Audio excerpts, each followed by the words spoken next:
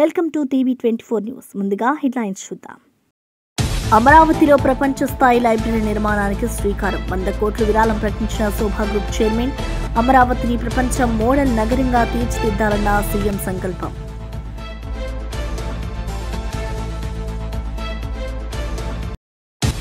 ఆరోగ్యశ్రీ అమలు చేయకపోతే ఆమరణ దీక్ష చేస్తారన్న షర్మిల. పేదవారికి వైద్యం అందించే పథకాన్ని కూల్చేశారని విమర్శ. కూటమి సర్కార్ వైఖరిపై ఏపీ కాంగ్రెస్ చీఫ్ ఘాట్ వ్యాఖ్య. ఆరోగ్యశ్రీ బకాయిలు వెంటనే చెల్లించాలని డిమాండ్. జూబ్లీహిల్స్ లో ఇంటింటి ప్రచారం ప్రారంభించిన పొన్నం కాంగ్రెస్ అభ్యర్థి నవీన్ యాదవ్ కు మద్దతు కోరిన పిలుపు. ఉచిత విద్యుత్ బియ్యం పథకాలను గుర్తు చేసిన మంత్రి.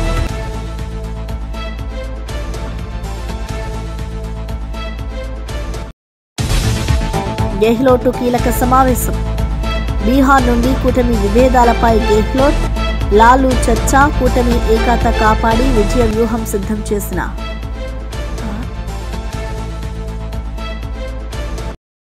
దుబాయ్లోని Shobha group founder chairman PNC మీనన్తో సీఎం చంద్రబాబు సమావేశమయ్యారు.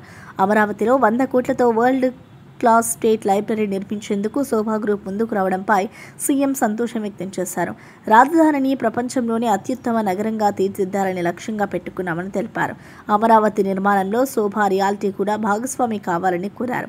PNC మీనన్ను ఏపీకి వచ్చి రాజధాని నిర్మాణాన్ని ప్రత్యక్షంగా పరిశీలించాలని సీఎం ఆహ్వానించారు.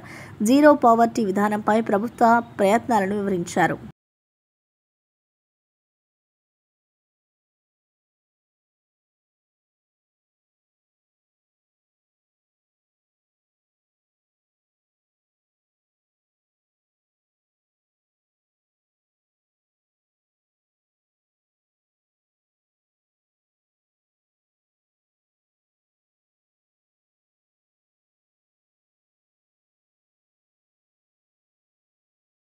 పథకం ఆరోగ్యశ్రీ పథకం అమలు చేయకపోతే ఆమరణ దీక్ష చేస్తారని ఏపీ కాంగ్రెస్ అధ్యక్షురాలు వైఎస్ షర్మిల హెచ్చరించారు. పేదవాడికి వైద్యం అందించే ఆరోగ్యశ్రీని చంద్రబాబు కూల్చివేస్తారని విమర్శించారు. కూటమి సర్కార్ వైఖరి చూస్తుంటే పథకాన్ని పూర్తిగా మూసేయాలనే ప్రయత్నం కనిపిస్తుందని అన్నారు. ఇప్పటికైనా ఆరోగ్యశ్రీ బకాయిలు చెల్లించాలని డిమాండ్ చేశారు. వైద్యం ఇచ్చే ఆరోగ్యశ్రీని చంద్రబాబు గారు స్ట్రెచ్చర్ ఎక్కించారు. మెల్లగా ఆరోగ్యశ్రీని మొత్తానికే మూసేయడానికి, ఆరోగ్యశ్రీని కోమాలకు పంపించడానికి ప్రయత్నం చేస్తున్నట్టుగా కూటమి సర్కార్ వైఖరి చూస్తుంటే ఆరోగ్యశ్రీని బతికి ఉంచే ఉద్దేశం లేదు అన్నట్టుగా కనిపిస్తుంది. మిమ్మల్ని నమ్మి ఓట్లేస్తే మరి చంద్రబాబు గారు ఈరోజు కనీసం ఆరోగ్య విషయంలో కూడా భద్రత కలిగించటం లేదు అంటే ఇక చంద్రబాబు గారు ముఖ్యమంత్రి పదవిలో ఎందుకున్నారో చంద్రబాబు గారికే తెలియాలి. ఆరోగ్యశ్రీ రాజశేఖర్ రెడ్డి గారి పథకం, ఆరోగ్యశ్రీ కాంగ్రెస్ పార్టీ పథకం. ఆరోగ్యశ్రీని కూనీ చేస్తాము అంటే, ఇలా స్ట్రెచ్చర్లో పడుకోబెడతాము అంటే కాంగ్రెస్ పార్టీ ఒప్పుకునే పరిస్థితే లేదు. నిరాహార దీక్షకైనా దిగుతాం, ఆమరణ నిరాహార దీక్షకైనా దిగుతాం తప్పితే ఆరోగ్యశ్రీని మాత్రం చనిపోనివ్వమని రాష్ట్ర ప్రజలకు కాంగ్రెస్ పార్టీ హామీ ఇస్తుంది. ఆరోగ్యశ్రీ బకాయిలన్నీ చెల్లించండి. ఇప్పటికే 14 రోజులు దాటిపోయింది. ఇప్పటికే దాదాపు 1,00,000 మంది పేషెంట్లను రోజుకు కనీసం 6,000 7,000 వేసుకున్నా 14 రోజులుగా వీళ్ళందరినీ వెనక్కి పంపిస్తున్నారు. దాదాపు 1,00,000 మంది పేషెంట్లను ఇప్పటికే వెనక్కి పంపించేశారు ఆరోగ్యశ్రీ లేక. ఇప్పటికి 14 రోజులైంది. ఇది బాగోలేదు. చంద్రబాబు గారికి మళ్ళీ చెప్తున్నాం, మీరైనా స్పందించండి, లేక మేమైనా. జూబ్లీహిల్స్ ఉప ఎన్నికల్లో 50,000 మెజార్టీతో కాంగ్రెస్ గెలుస్తుందని మహేష్ కుమార్ గౌడ్ అన్నారు. ప్రభుత్వ అభివృద్ధి సంక్షేమ పథకాలు నవీన్ యాదవ్ విజయం సాధించేలా చేస్తాయని చెప్పారు. ప్రజల్లో నిరంతరం ఉంటూ వారి సమస్యలను పరిష్కరించే నాయకుడని పేర్కొన్నారు. ప్రతిపక్షాల మద్దతుతో కాంగ్రెస్ ఘన విజయం సాధిస్తుందని విశ్వాసం వ్యక్తం చేశారు. పరిస్థితిలో జూబ్లీస్ ఎన్నిక జరుగుతూ ఉంది. అక్కడ ఉన్నటువంటి శాసన చనిపోయిన ధర్మిల ఈ ఎన్నిక వచ్చింది. అక్కడ నిరంతరం ప్రజల్లో ఉండి ప్రజల కష్టకాల్లో మమేకమై పాలు పంచుకున్నట్టు యువకుడికి నవీన్ యాదవ్కి కాంగ్రెస్ పార్టీ అభ్యర్థిగా నిలిపింది. వారి అభ్యర్థితో తోడు రేవంత్ రెడ్డి గారి ప్రభుత్వం ఇస్తున్నటువంటి అభివృద్ధి సంక్షేమాలు ప్రజల్లో బాగా పోతూ ఉన్నాయి. జూబ్లీహిల్స్ నియోజకవర్గం పేరుకు జూబ్లీహిల్స్, అక్కడ దాదాపు 70% పైన బీద ప్రజలు ఉండేటువంటి నియోజకవర్గం అది.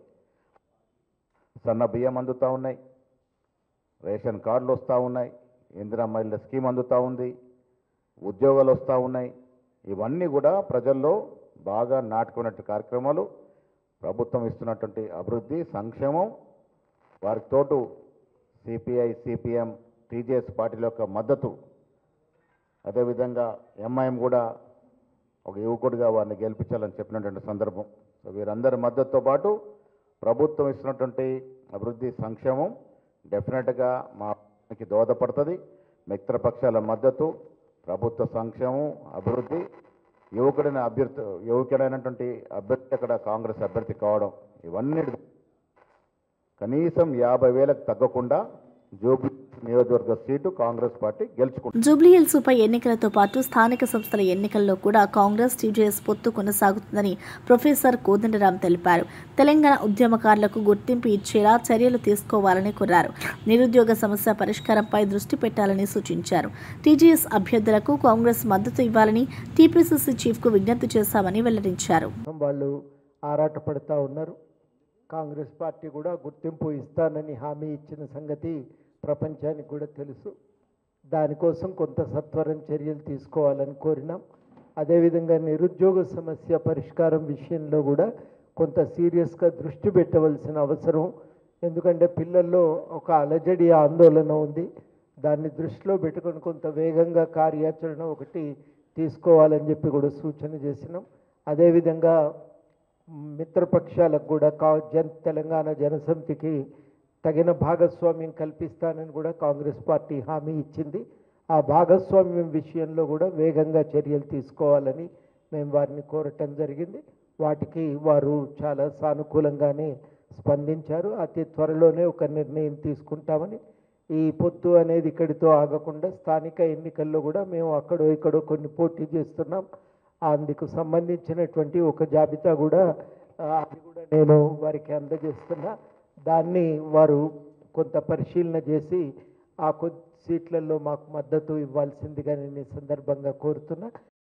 టీడీపీ నేతలు హత్యలు, అత్యాచారాలు చేస్తూ కాలకేయుల్లా మారారని వైఎస్ఆర్సీపీ మహిళా విభాగ అధ్యక్షురాలు వరదు కళ్యాణి విమర్శించారు. ఈ కూటమి ప్రభుత్వంలో ఆడబిడ్డలకు రక్షణ లేదని అన్నారు. రాష్ట్రంలో క్రైమ్ రేట్ పెరిగిందని, మహిళలు భయంతో జీవిస్తున్నారని ఆవేదన వ్యక్తం చేశారు. ప్రయత్నించడం, అత్యాచార యత్నం చేయడానికి ప్రయత్నించడం నిజంగా చాలా దారుణం. టీడీపీ నాయకులు తీసుకుంటే ఈరోజు కీచకుల్లా వ్యవహరిస్తూ ఉన్నారు. మహిళలు, ఆడబిడ్డలు కనిపిస్తే చాలు వాళ్ళ మీద హత్యలు కానీ, అత్యాచారాలు కానీ, అత్యాచార యత్నాలు కానీ చేస్తూ ఎంత దారుణంగా ఒక కాలకేయుల్లా వ్యవహరిస్తూ ఉండే పరిస్థితి ఈ రాష్ట్రంలో రోజు ఎన్నో సంఘటనలు మనం వింటూ ఉన్నాం. ఈ రోజు తీసుకుంటే రోజుకి 70-80 సంఘటనలు మహిళల మీద అఘాయిత్యాలు జరుగుతున్నాయి. గంటకు 3-4 సంఘటనలు జరుగుతున్నాయి. వాటిలో ఎక్కువ సంఘటనలు తెలుగుదేశం పార్టీ నాయకులే చేస్తూ ఉండే పరిస్థితి. ఎందుకంటే వాళ్ళు బరి తెగించారు. తెలుగుదేశం పార్టీ అధినేత వాళ్ళకి ఎటువంటి శిక్షలు వెయ్యరు. ఈ రాష్ట్రంలో కూటమి ప్రభుత్వం అధికారంలోకి వచ్చాక మహిళల మీద ఇలాంటి అఘాయిత్యాలు చేసే వాళ్ళకి ఎటువంటి శిక్షలు ఉండవు అని ధైర్యంతో ఈ విధంగా వాళ్ళు వ్యవహరిస్తూ ఉండే పరిస్థితి. తునిలో జరిగిన సంఘటన తీసుకుంటే గురుకుల పాఠశాలలో 8వ తరగతి చదువుతున్న బాలిక. అసలు గురుకుల పాఠశాలలో అమ్మాయిల్ని ఇలా ఎలా పంపిస్తున్నారు? ఈ కూటమి ప్రభుత్వంలో ఆడబిడ్డలకు రక్షణ లేదా? తీసుకుంటే సాక్షాత్తు మహిళా హోంమంత్రి, ఒక మహిళా హోంమంత్రిగా ఉన్న రాష్ట్రం, ఆమె సొంత నియోజకవర్గానికి పక్క నియోజకవర్గం, అందులో ఒక బాలికకి ఎలాంటి సంఘటన జరిగింది? ఆ నియోజకవర్గానికి ఎమ్మెల్యే కూడా ఒక మహిళ, పక్కనే ఉన్న నియోజకవర్గానికి కూడా ఎమ్మెల్యే మహిళ, చుట్టుపక్కలంతా మహిళలే ఎమ్మెల్యేలుగా ఉన్నారు, ఒక ఆమె హోమ్ మినిస్టర్గా ఉన్నారు. అయినా బాలికలకు రక్షణ లేదు. ఏం చేసినా బాలికల మీద అఘాయిత్యాలు చేసినా ఏం చెయ్యరు ఈ ప్రభుత్వం అని ధైర్యం తెలుగుదేశం పార్టీ నాయకులకి. చూస్తే పవన్ కళ్యాణ్ గారు మంత్రిగా ఉన్న సొంత జిల్లా, అలాగే జనసేన ఎంపీగా ఉన్న జిల్లాది. ఈ రాష్ట్రంలో ఈ కూటమి ప్రభుత్వం వచ్చాక ఒకవైపు మద్యము, గంజాయి, డ్రగ్స్ విపరీతంగా పెరిగిపోయి డోర్ డెలివరీ అవుతూ ఉండే పరిస్థితి మనం చూస్తూ ఉన్నాము. ఏమంటే చంద్రబాబు నాయుడు గారు మహిళల మీద ఎవరైనా చేయి వీస్తే అదే వాళ్ళకి చివరి రోజు అంటారు. గంజాయిని లేకుండా రూపుమాపుతామని చెప్తారు. హోమ్ మినిస్టర్ గారు అయితే 100 రోజుల్లో గంజాయి లేకుండా చేస్తామని చెప్తారు. పవన్ కళ్యాణ్ గారు అయితే తాట తీస్తాం మహిళల మీద. ప్రకాశం జిల్లా భైరవకోన జలపాతం వద్ద వర్షాల ప్రభావంతో జలపాతం ఉధృతి పెరిగింది. ఎడతెరిపి లేని వర్షాల కారణంగా కొత్త అందాలను సంతరించుకుంది. కొండలపై నుంచి జాలువారుతున్న నీరు పర్యాటకులను ఆకట్టుకుంటుంది. అధికారులు జలపాతం వద్దకు వెళ్లవద్దని హెచ్చరికలు జారీ చేశారు.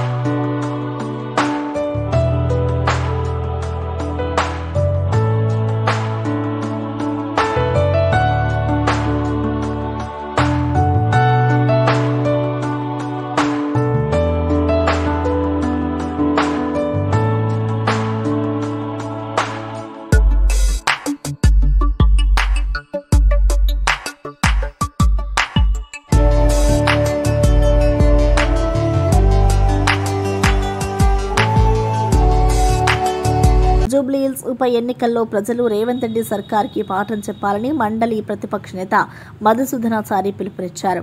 హామీలు తుంగలో తొక్కిందని, ప్రజలను మోసం చేసిన కాంగ్రెస్కు పాఠం చెప్పాలని కోరారు. రాబోయే ఎన్నికల్లో ప్రజలు నిజమైన తీర్పు ఇవ్వాలని కోరారు.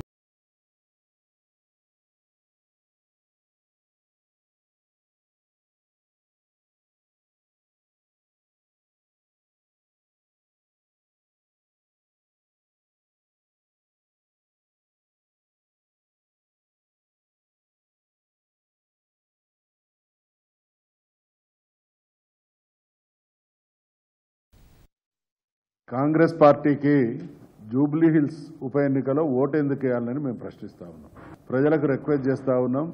కాంగ్రెస్ పార్టీకి రేవంత్ రెడ్డి ప్రభుత్వానికి కర్రు గాల్చి వాత పెట్టాల్సినటువంటి అవసరం ఉంది అనేటువంటి విషయాన్ని ప్రజానీకానికి విజ్ఞప్తి చేస్తా ఉన్నాం. అంటే దేన్ని చూసి ఓటేయాలి కాంగ్రెస్ పార్టీకి? 2 సంవత్సరాల పాలనలో హైడ్రా పేరిట విధ్వంసం సృష్టించి యావత్ తెలంగాణనే ఎమర్జెన్సీని తలపించేటువంటి స్థితికి తీసుకుపోయి ప్రజలందరూ హాహాకారాలు చేసి రోడ్డు మీదకి వచ్చి ఆ దుస్థితి కల్పించినందుకు ఓటేయాలన్నా? జూబ్లీహిల్స్ నియోజకవర్గంలోని యూసఫ్గూడ డివిజన్లో మంత్రి పొన్నం ప్రభాకర్ ఇంటింటి ప్రచారం నిర్వహించారు. కాంగ్రెస్ అభ్యర్థి నవీన్ యాదవ్ విజయం సాధించేందుకు ప్రజల మద్దతు కోరారు. సన్నబియ్యం పంపిణీ, ఉచిత విద్యుత్, మహిళలకు ఉచిత బస్సు ప్రయాణం వంటి పథకాలను గుర్తు చేశారు. కాంగ్రెస్ చేతి గుర్తుకు ఓటు వేయాలని విజ్ఞప్తి చేశారు.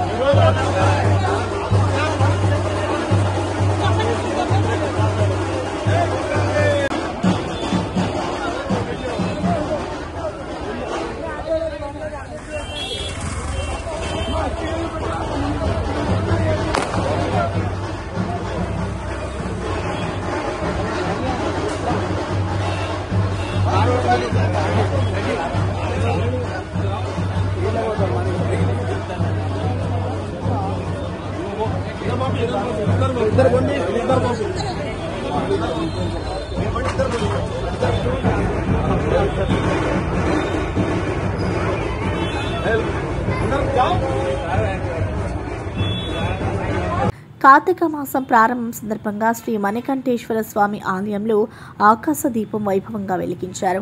ఆలయ ఏవో పెంచల కిషోర్, అర్చకులు, వేద పండితులు పాల్గొన్నారు. రాతి దీప స్తంభం వద్ద ప్రత్యేక పూజలు నిర్వహించి ఆకాశ దీపాన్ని పైకి లాగారు. భక్తులు భారీగా హాజరై దర్శించుకున్నారు.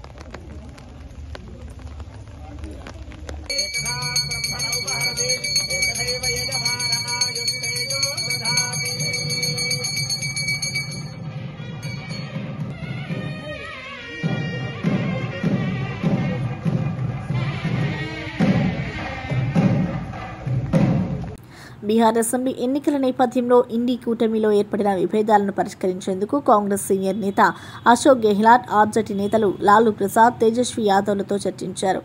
ఏకతను కాపాడుతూ ఎన్నికల్లో విజయానికి వ్యూహరచన చేసినట్లు సమాచారం.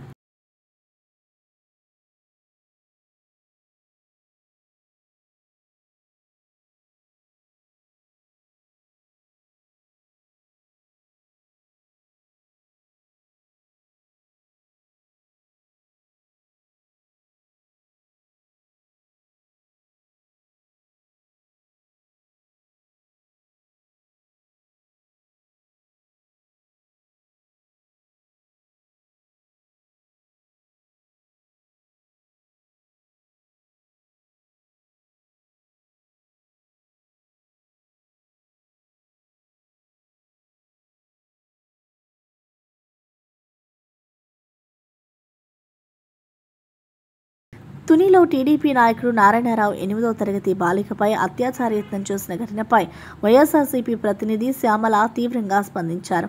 దారుణాన్ని అడ్డుకున్న వ్యక్తిని టీడీపీ కౌన్సిలర్ అంటూ బెదిరించారని అన్నారు. కూటమి నేతలైతే తప్పు కూడా ఒప్పవుతుందా అంటూ ప్రశ్నించారు. ఆడబిడ్డల భద్రతను కాపాడడంలో ప్రభుత్వం విఫలమైందని విమర్శించారు. తీసుకువెళ్లి హంసవరపు తోటలో అత్యాచారం చేసే ప్రయత్నం చేశాడు. అక్కడ స్థానికులు అది గమనించి ఎందుకు ఇలా ఈ పాపం తీసుకున్నట్టు వచ్చారని అడిగితే కళ్ళబొల్లి మాటలు చెప్పి తప్పించుకునే ప్రయత్నం కూడా చేశాడు. ఇంకొంచెం గట్టిగా మాట్లాడితే అక్కడ ఉన్న వాళ్ళందరూ నేను టీడీపీ కౌన్సిలర్ని, మీరు నన్ను ఏం చేయగలరు అంటూ దబాయింపుకు దిగాడు. అంటే కూటమి నేతలైతే తప్పు ఒప్పైపోతుందా? కూటమి నేతలైతే ఆడపిల్లలపై అత్యాచారాలు చేయొచ్చా యథేచ్ఛగా? కూటమి నేతలైతే మీ ఇష్టం వచ్చినట్టు ప్రవర్తిస్తారా మహిళలతో రాష్ట్రంలో? కళ్ళబొల్లి హామీలు ఇచ్చి మహిళలకి మేము రక్షణ కల్పిస్తాము అంటూ నోటికొచ్చిన అబద్ధపు మాటలన్నీ మాట్లాడి అధికారంలోకి వచ్చిన ఈ రోజు కూటమి నేతలు ఎందుకు రాష్ట్రంలో ఇంత జరుగుతున్నా నోరు మెదపరసలు? ప్రతిరోజు ఏదో ఒక మూల ఏదో ఒక మహిళపై ఏదో ఒక అత్యాచారం జరుగుతూనే ఉంది. ఈ రోజు తుని సంఘటన కూటమి ప్రభుత్వానికి ఒక మాయని మచ్చ అన్న విషయం గుర్తుపెట్టుకోవాలి మీరందరూ కూడా. అరే ఒక మైనర్ బాలిక 8వ తరగతి చదువుతున్న అమ్మాయి, ఆ అమ్మాయికి మీరు కలబుల్ మాటలు చెప్పి మీరు ఏం చేద్దామని అసలు ఏమనుకుంటున్నారు మీరు? ఇలాంటి నేరస్తులందరికీ చేతులు ఇచ్చి గొడుగు పట్టి రహదారులు వేస్తున్నారు ఈ రోజున కూటమి అధికారులందరూ కూడా. ఇదే మా వైసీపీ ప్రభుత్వంలో అయితే నేరస్తులందరూ జైల్లో ఉండేవారు. కానీ ఈ రోజున కూటమి ప్రభుత్వంలో మంచి వాళ్ళు జైలుకి వెళ్తున్నారు, ఇలాంటి నేరస్తులందరూ బయట యథేచ్ఛగా తిరుగుతున్నారు. అందుకే ఈ రోజున స్వర్ణాంధ్రప్రదేశ్ కాస్త అత్యాచారాంధ్రప్రదేశ్ అయింది. మీరేగా చెప్తారు స్వర్ణాంధ్రప్రదేశ్ అని. ఇదేనా స్వర్ణాంధ్రప్రదేశ్ అంటే? ఆ బాలిక ఏడుపు కూటమి అధికారులకు కనబడదా? ఈ మహిళల బాధ కూటమి చెవులకు వినపడదా?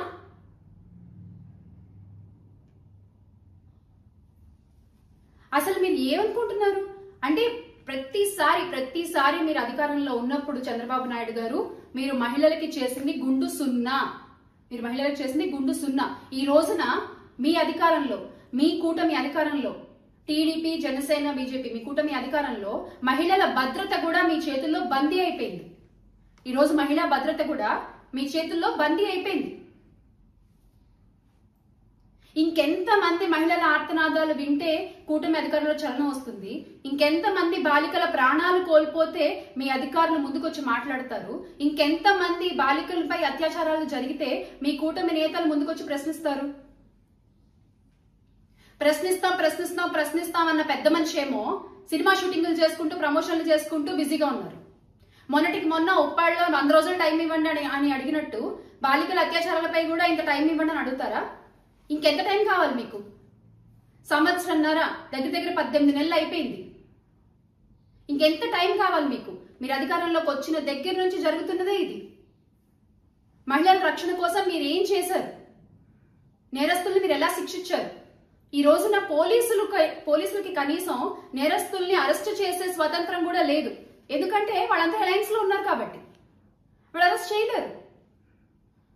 పాపం వాళ్ళు కూడా వీళ్ళ కొమ్ము కాయాల్సిన పరిస్థితి ఏర్పడింది ఈ రోజున రాష్ట్రంలో.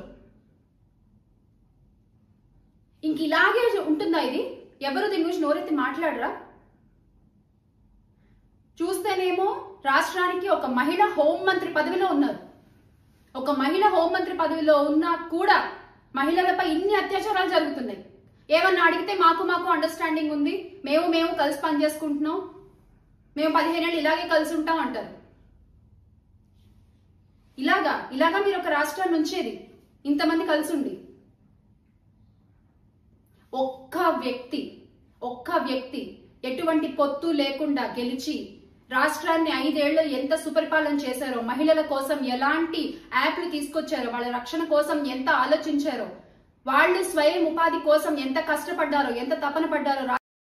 అమరావతిలో ప్రపంచ స్థాయి లైబ్రరీ నిర్మాణానికి శ్రీకారం. 100 కోట్లు విరాళం ప్రకటించిన శోభా గ్రూప్ చైర్మన్. అమరావతిని ప్రపంచ మోడల్ నగరంగా తీర్చిదిద్దాలన్న సీఎం సంకల్పం.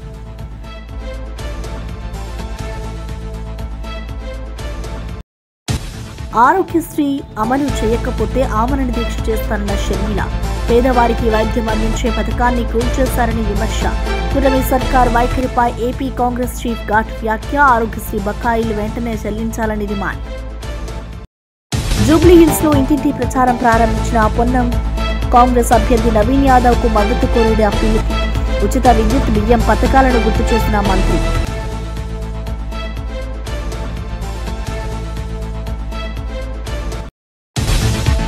గెహ్లోట్ కీలక సమావేశం. బీహార్ నుండి కూటమి విభేదాలపై గెహ్లోట్, లాలూ చర్చ. కూటమి ఏకత కాపాడి విజయ వ్యూహం సిద్ధం చేసిన.